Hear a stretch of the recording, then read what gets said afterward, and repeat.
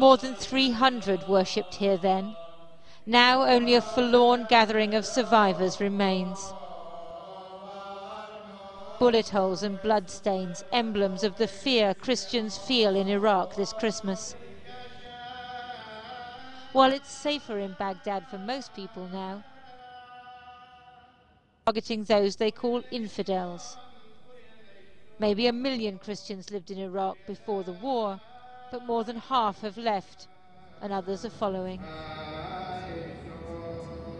Standing here in this church, it's not hard to understand why Christians want to leave. Christianity has been here in Iraq for more than 2,000 years. Some of the Christians still speak Aramaic, the same language as Jesus. But the killings and bombings and attacks of the last few weeks may have tipped the balance. People want to go. Security camera footage from the building opposite shows what happened. The terrorists, believed to be linked to Al-Qaeda, climbed over the wall. There was shooting all around. Then they exploded grenades and suicide bombs as they held the congregation hostage. Amongst the dead, Uday Eshu and his 4-year-old son, Adam. Uday's mother and sisters can't bear to go to church now, not even for Christmas Mass. They scarcely dare leave their home. Now Uday is gone, I feel I've lost my world, as if the world doesn't exist anymore. I don't want to leave Baghdad. I grew up, got married, and had my children here. I don't want to leave the country, but now that this has happened, I fear for my daughters.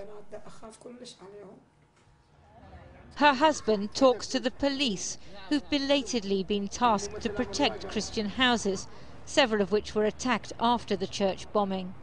He's bitter that they felt safer in the time of Saddam Hussein. We don't want to leave because we've watered this country's soil with our blood for thousands of years. And this is a Christian civilization with Christian history. But what's happened has made us hate the country, which doesn't protect us and our children. 200 miles north of Baghdad, the autonomous Kurdish region has provided some sanctuary. Since the church bombing, 1,000 Christian families have fled here. Amongst them, Zuhair and Amal's nephew and niece. We met them in a church because although Kurdistan is generally secure, the only town where they can afford to stay isn't. They didn't want to show their faces. You want to sit outside in the morning and breathe fresh air, to feel life is good. But you sit and you're afraid. You go shopping and you're afraid. You go for a walk somewhere and you're afraid. What kind of life is this? Iraq has become a hell. Even though it's Christmas and we love this festival, what can we do? We are sad at the moment, so we won't celebrate. We drove to the 7th century monastery of Rabban Hormizd at Al-Khosh. At its foot sits St. Catherine's, where the monks are sheltering some 20 families who fled the northern town of Mosul, Nineveh in the Bible, in November after a spate of attacks. Hannah left after her neighbour's house was bombed and her children threatened. Life, she says, was better before the US invasion. She doesn't want her surname broadcast.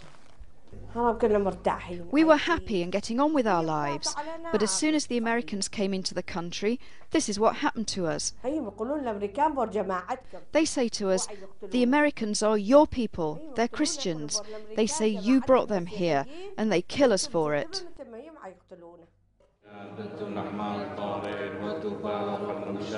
There were once 300 monks here. Now there are only 10. As Islamist groups become more powerful and in places violent across the Middle East, Christian communities are diminishing, and nowhere faster than in Iraq. In the Middle East, Iraq, Egypt or Syria, in all these places perhaps not one Christian will remain in the future because of the threats against them. There's a danger we will become like Iran and other places where Christians were all pushed out. They went to Europe and their culture and identity were lost. Back in Baghdad, there are fewer bombs on the streets these days. The Minister for Human Rights, who happens to be a Christian, says it's not a question of putting walls around churches, but of providing security for all Iraqis, whatever their religion. Since 2003, everything in Iraq has been damaged. We are building a new army, we are building a new police. It was the responsibility of the coalition force. And that's mean the situation in Iraq is not just the Iraqi government responsible, it's the responsible of all the world, all the country who were part of the war.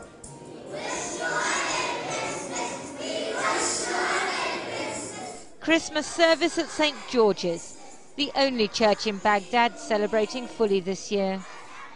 Canon Andrew White, a Church of England vicar, combines traditions. A Santa, who might be at home in an English shopping centre, and the ancient Eastern Catholic rites. The Lord's Prayer in Aramaic.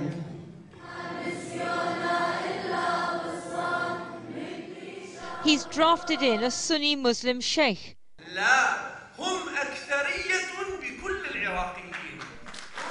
Applauded when he says Christians shouldn't be regarded as a minority, but an integral part of Iraq.